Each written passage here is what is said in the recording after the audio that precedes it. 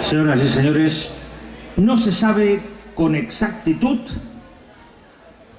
la fecha en que Torres Quevedo inventó el ajedrecista mecánico.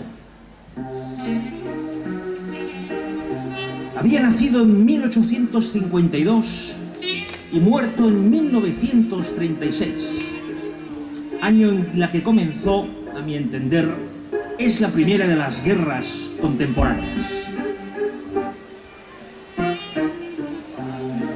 Según estos datos, Torres Quevedo solo tenía 16 años cuando el estadounidense Michael Cayley inventó el alambre de espino. 78 años antes, Nicholas Appert inventó las latas de conserva para alimentar a las tropas napoleónicas. El abrelatas no se le ocurrió a nadie hasta la Guerra de Secesión norteamericana, probablemente porque ya no se usaban tanto las bayonetas y la tropa necesitaba abrir las latas de alguna manera. Volviendo al alambre de espino, cabe decir que 7 años antes de su invención, el estadounidense Richard Jordan Gatling creó la ametralladora. Y 21 años después, la factoría Dum Dum en Calcuta ofreció al mundo las temibles balas del mismo nombre.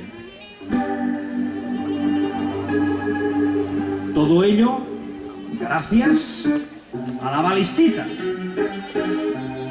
la dinamita, la nitroglicerina y la gelatina explosiva, que fueron 4 grandes momentos creativos de Alfred Nobel hacia 1887, por los que nunca recibió ningún premio.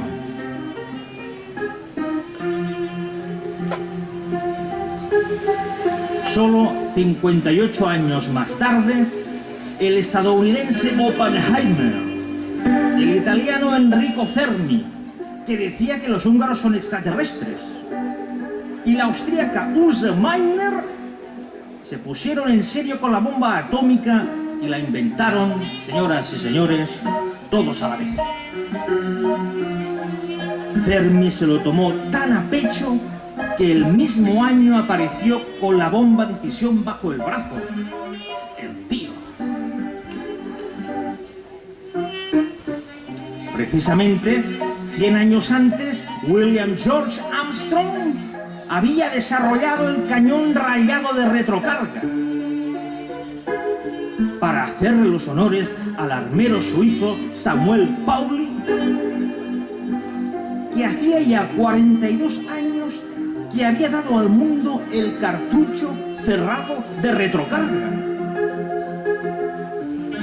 6 años habían pasado desde que el químico, aunque no lo crean, también suizo, Paul Hermann Müller, inventara, sí señores, el DDT. En 1859, Edwin L. Drake, apodado el Coronel, ideó la explotación del petróleo por excavación y perforación. Faltaban 3 años para que Ferdinand Carré consiguiese fabricar hielo. Hacía 51 que Frederick Krupp había comenzado a hacer lingotes, los mismos años que, hasta lo de Drake, habían transcurrido desde que Henry Ford inventó la fabricación en serie. 50 años después, Chester Carlson, en Norteamérica, inventó la fotocopiadora. No consta la fecha, aunque sí el nombre del inventor del fotomatón. Fue el mecánico, aunque no lo crean, ruso, Joseph Anatol. Cuando la primera fotocopia, que tiene el mismo valor histórico que la segunda, que la tercera, que la cuarta, etc., salía por la bandeja de la fotocopiadora, se cumplían 531 años de la fabricación de las primeras granadas de mano en Casalmaggiore, Cremona, Italia. 473 años antes de que Karl Landsteiner en Austria determinase los grupos sanguíneos. A los 100 años justos de la invención de la imprescindible máquina impresora de números en billetes de banco por el mecánico, aunque no lo crean, británico, Joseph Bramah. Pero volvamos a los autómatas. Leonard Malzel, mecánico austríaco, creó en 1877 el Panharmonicon, una orquesta musical formada por 42 autómatas, 42. Verdadero precursor en muchos aspectos de la música actual, llevaba trabajando en sus autómatas desde que 61 años antes había inventado, señoras y señores, el metrónomo.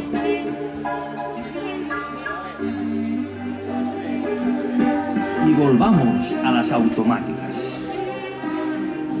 Todo comenzó con John Moses Browning en Estados Unidos, año 1896, pistola de 7,65 milímetros.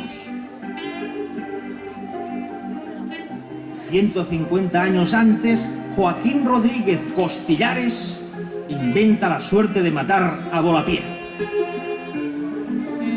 Otros dos peninsulares ilustres, Joaquín Bustamante y Quevedo, inventor del famoso torpedo Bustamante hacia 1870, y el inolvidable Isidor Cabañas Dulcinellas, padre del torpedo submarino en un lejano ya 1888. El alemán Siemens probó primero con el tranvía de raíles conductores, 1879, y ya con mayor prudencia concibió el tranvía eléctrico en 1881 y el trolebús en 1892. Su compatriota Krupp, al que ya hemos citado antes, había diseñado el cañón de acero 45 años antes, y 91 después Otto Hahn, aunque no lo crean, de la misma nacionalidad, publicaba la teoría de la fisión del uranio, a solo 6 años del desarrollo de la V2 de Werner von Braun, que lo consiguió 174 años después de que el mecánico anglo-hindú Joseph Bramah, del que ya hemos dicho antes que era autor de la máquina numeradora de billetes de banco, inventase, señoras y señores, el váter closet.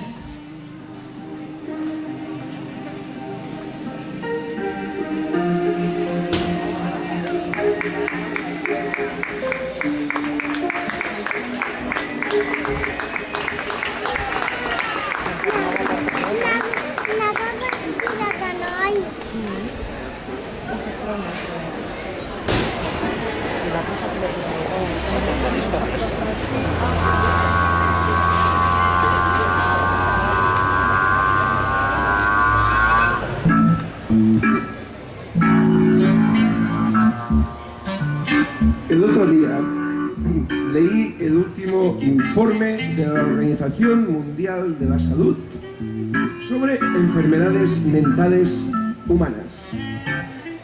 Y decía que están censados 500 millones de enfermos mentales en el planeta, divididos en varios grandes grupos. En total, han censado a 52 millones de esquizofrénicos, 150 millones de neuróticos, 120 millones de retrasados mentales, 50 millones de epilépticos y 30 millones de locos.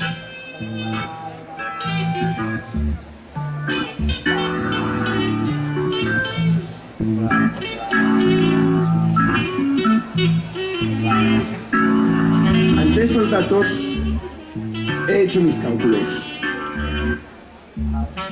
Primero, vemos, por supuesto, que la estadística está hecha con buena intención. Si tenemos en cuenta los numerosos países en que un censo así resulta imposible porque ni siquiera hay psiquiatras, más los de seguro innumerables no censados en los países desarrollados por pequeñas neurosis que no dificultan trabajar, esquizoides, esquizotímicos, etc., y añadimos aquellos que sufren daños neurológicos evolutivos o profundos por causa de accidentes o lesiones cerebrales, más las fobias, paranoias y reacciones puntuales que el consumo de drogas, especialmente el alcohol, producen momentáneamente, y además tenemos en cuenta los estados depresivos y de ansiedad causados por los problemas laborales, familiares y en general por la falta de plenitud y satisfacción vital, psicosomatismos, estrés.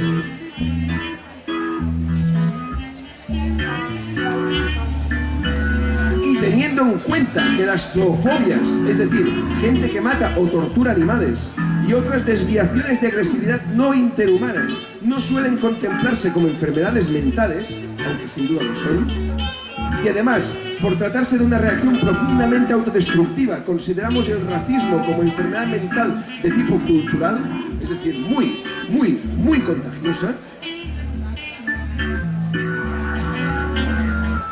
Y aún descartando otras tendencias que podrían llamarse sociosomáticas, como el esnovismo o el analfabetismo voluntario, entonces, si la población mundial actual es de 5.292 millones,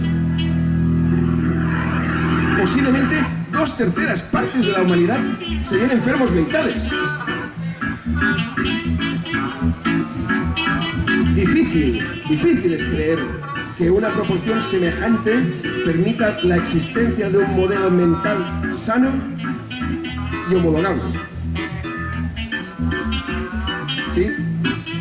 Y también es difícil de creer que dicha proporción no se pueda trasladar a todos los colectivos, sectores sociales, clases o gremios, pensando que algunos la sufran en mayor medida que otros.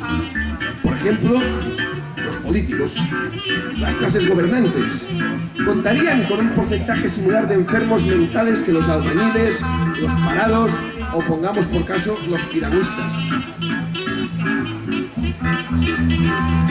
Estamos, pues, señores, gobernados por un colectivo cuyas 2/3 partes podrían ser enfermos mentales. Buena pregunta.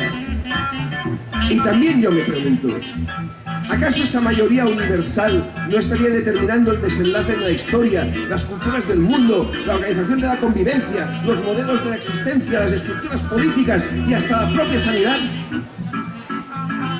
Claro, ante esta proporción de 2:1 a favor del desequilibrio, la inarmonía, la parcialidad, no cuesta comprender, por otro lado, los fanatismos, las leyes absurdas, los delitos sin víctima, las desigualdades, la elucubración sobre la genética, el pesimismo y hasta el odio.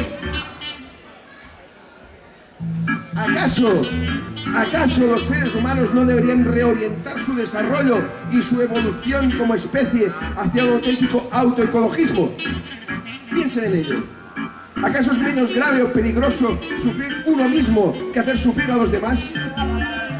¿No es absolutamente necesaria una terapia universal? ¿Pero quién podría impartirla? ¿Cómo 2/3 aceptarán los consejos y la ayuda de 1/3 si esas fracciones están repetidas, estratificadas en todos los ámbitos de la esfera de la vida humana? ¿Y si además ese tercio ignora lo que sucede? viéndose abocado en la mayoría de los casos en un momento de la vida a sufrir en sí mismo, no el desconocimiento de su minoritaria salud, sino de la enfermedad ajena?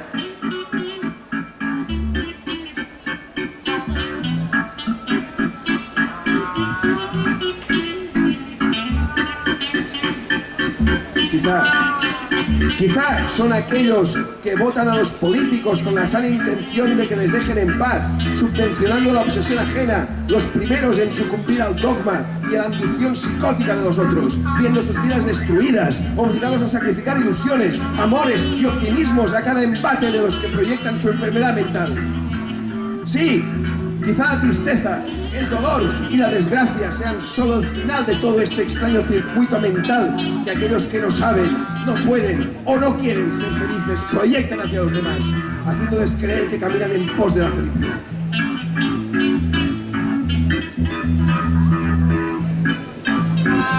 Y quizá el estricto control del albedrío y de todo aquello que expande la mente de la historia, siempre reescrita por los vencedores a sangre y sufrimiento, sea un gigantesco mecanismo que pretende hacer extensivo al universo entero el fracaso espiritual de aquellos que nunca han creído por completo en su propia naturalidad.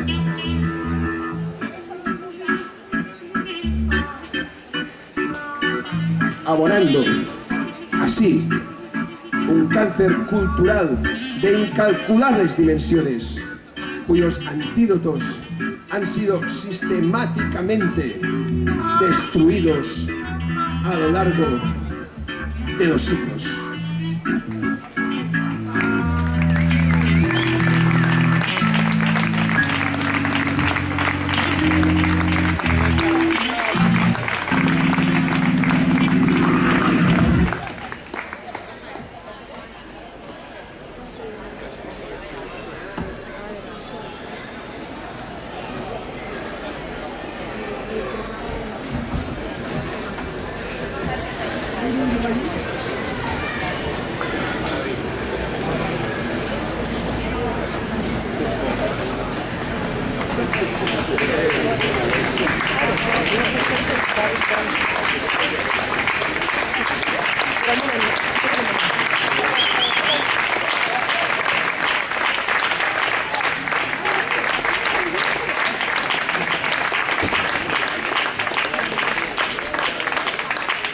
Un aplauso para el señor Rovira, que se lo ha tragado todo sentado en el banco.